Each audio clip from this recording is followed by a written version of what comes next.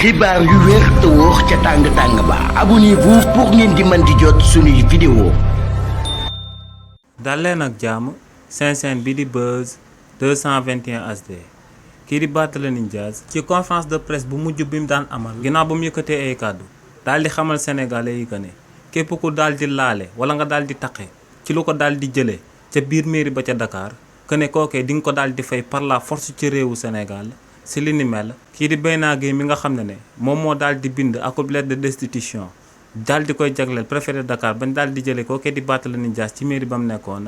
daal dina koy tontu. si li ni mel kii di Barthélémy Dias ci conférence bi mu daan amal dafa xamaloon sénégalais yi que ne ci recours bi nga xam ne moom lu daal di dugal cour suprême ngir ñu daal di neenal luñ ko jëlee ci biir mairie ba ca Dakar daal di koy delloo mandat wu meeram bi nga xam ne waa Dakar ci wàllu boppam ñoo ko daal di fal. ne si recours boobee par la force waa cour suprême dañ ko war a daal di delloo mandat bi nga xam ne waa population bu Dakar ñoom ñoo ko daal di fal. ne lu sabab lu tam wax li ni mel moom mooy que ne kenn mënta daal di sukkandiku ci akub article wala benn code ci réewu Sénégal ba daal di wax que ne akub préfet bi nga xam ne dañ koo daal di nommé mën naa daal di jëlee akub maire boo xam ne population bi ñoom ñoo ko daal di jébbal mandaam ci fim daal di nekk. ne lu leer ba am moom mooy que ne waa cour suprême buñ àttee yoon daal di doxal yoon kon ne dina daal di jot mandat wu meeram boobee nga xam ne dañ koo jaay doole daal di koy foqati ci loxoom. waaye ne nag moo ngi daal di avertir que ne képp ku daal di laale wala nga daal di taqe si lu ko daal di jëlee ci biir mairie ba ca Dakar di nga ko diggaaleeg moom ndax ne ci réewu Sénégal ci république lañ daal di nekk te ne ci république képp ku la tooñ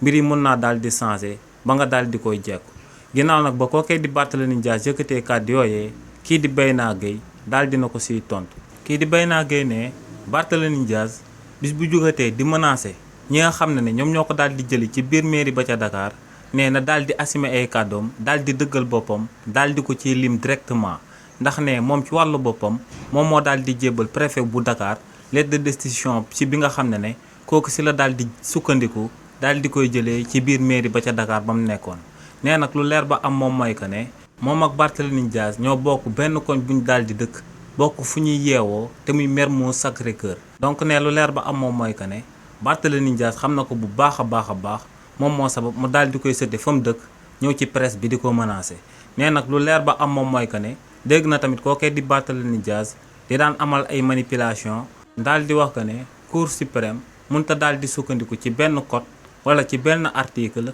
ba daal di koy tëbal. ci mandat wu mairie bi nga xam ne waa Dakar ñoom ñoo ko ci daal di fal. nee nag lu leer ba am moom mooy que ne kàddu yooyee kookee di Barthélémy Dias daal di yëkkati ay manipulation la. ndax ne code électoral ci article L277 moom moo daal di wax que ne akub maire bu fekkee ne dañ ko daal di condamné définitivement ci akub coowal justice ne bu neexee akub citoyen mu daal di déposer akub lettre de destitution te day daal di nekk akub obligation ci préfet. ngir mu daal di jëlee maire boobee ci poste ba muy occupé. te ne kii di Barthélémy Dias ci coow li nga xam ne moom moo jaar ci diggante moom ak Ndiaga Diouf le 22 décembre 2023 bi ñu génn si lañ ko ci daal di condamné définitivement. donc ne kookee di Barthélémy Dias ci recours bu mu dugal ca biir cour suprême waa cour suprême dañuy sukkandiku ci code électoral article 277 daal di dàq recours am boobee mu daal di dugal ndax ne kookee di Barthélémy Dias. yoonu réewu Sénégal ci yoon la daal di tegu